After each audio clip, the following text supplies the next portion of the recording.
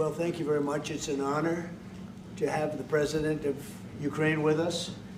We've had a lot of good discussions, a lot of good talks, and I think progress is being made, very substantial progress in many ways.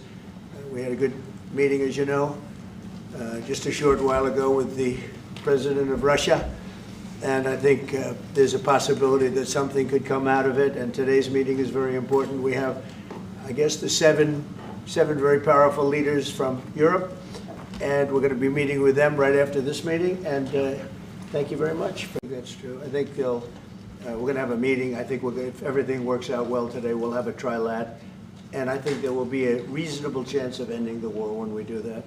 And is this the end of the road for American support for Ukraine? Is today's meeting deal or no deal? I can never say that. It's never the end of the road. People are being killed, and we want to stop that. So I would not say it's the end of the road. No, I think we have a good chance of doing it. It's been almost 4 years now that a lot of people were killed last week. A lot of people last week. I mean, millions of people killed, but a lot of people last week for whatever reason. A big number, a lot of soldiers, on both sides. And I know the President, I know myself, and I believe Vladimir Putin wants to see it ended. And as you met with Putin on Friday, today you've got President Zelensky here. As you listen to Russia and Ukraine, which side has the better cards? Well, I don't want to say that. I'm just here to be, look, this isn't my war. This is Joe Biden's war. He's the one that had a lot to do with this happening, and we want to get it ended. And we want it to end good for everybody. We want it to end good. The people of Ukraine have suffered incredibly. But we're going to work with Ukraine. We're going to work with everybody, and we're going to make sure that if there's peace, the peace is going to stay long term. This is very long term. We're not talking about a 2-year peace and then we end up in this mess again. We're going to make sure that everything's good. We'll work with Russia. We're going to work with Ukraine, and we're going to make sure it works. And I think if we can get to peace, it's going to work. I have no doubt about it.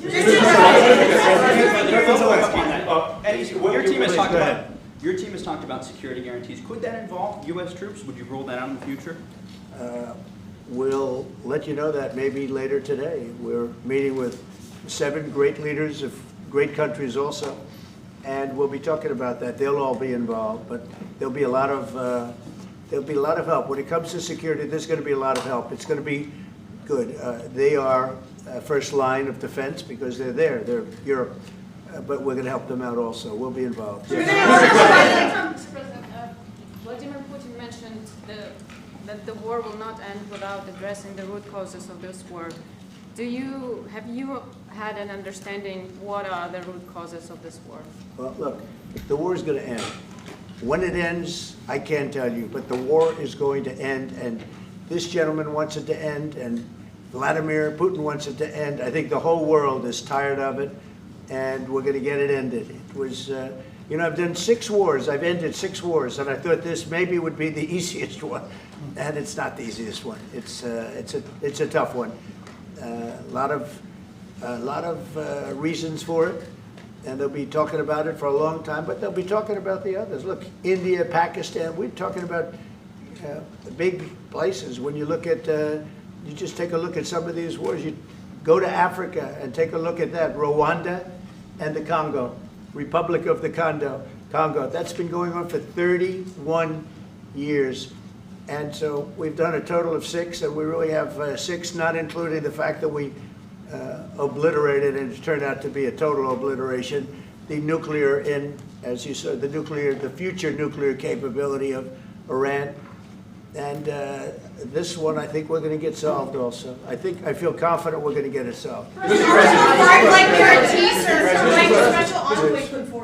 you, Mr. President. Can you tell us about your conversations with European leaders and what they need to see to support an end to the war? Yeah, well, we're going to be meeting with a great representative group and 7 very powerful, very big countries, and great people, all friends of mine and friends of yours. And we're going to have some suggestions made. They want to see peace. They would like to see peace. President, you said last in night the red. President Trump, do you think it's fair to for Ukraine and for Russia to achieve a lasting and durable peace if Ukraine cedes its territories that Russia hasn't yet conquered? Do you think it's a fair peace for Ukraine? We're going to have a lasting peace. Just to answer the first part of your question, we're going to have a lasting peace. I hope it's going to be immediately. I hope it doesn't have to go on. And I think people of the whole world is going to be very happy when that's announced. Just Yeah, a please. follow-up. Mr. President. First Lady felt very strongly. She's watched the same thing that you watch and that I watch. I see things that you don't get to see, and it's horrible. But when she's got a great love of children, she has a wonderful son that she loves, probably more than anybody, including me. I hate to say it, but she loves her son. She loves children, and she hates to see something like this happening. And that goes for other wars too. I mean, she sees the heartbreak, the parents, the funerals that you see on television. Always funerals. We want to see something other than funerals. No, she felt it was a beautiful letter. It was very well received by him, and she did ask me to say, you know, she would love to see this end. She would love to see it end, and she says it very openly, very proudly, and with great sorrow because so many people have been killed.